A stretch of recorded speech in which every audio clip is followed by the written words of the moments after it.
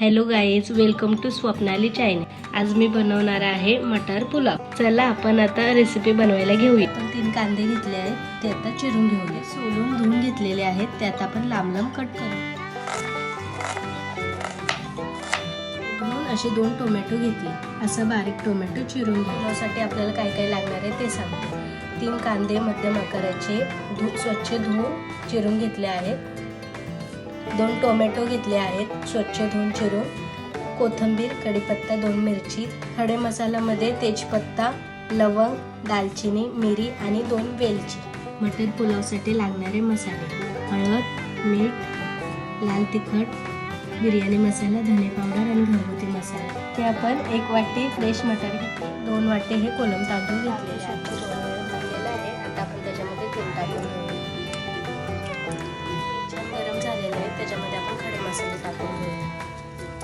तेजपत्ता,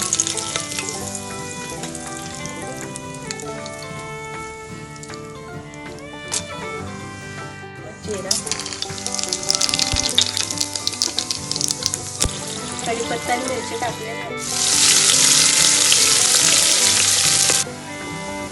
कांदा छान परतून झाला टाकून घेऊया।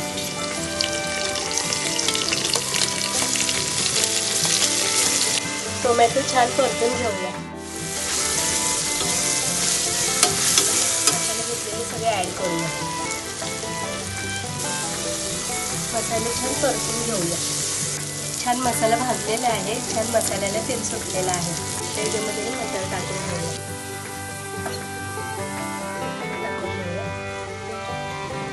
घेतलेले तांदूळ आपण टाकून घेऊया। तांदूळ छान परतून घेऊया।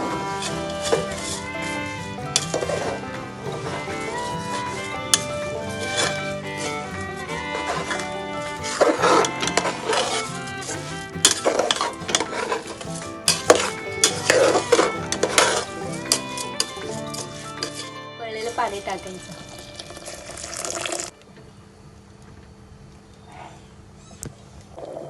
आता याच्यामध्ये कोथिंबीर टाकूया आणि 1 चम्मच तूप। याला आपण झाकण लावून घेऊया।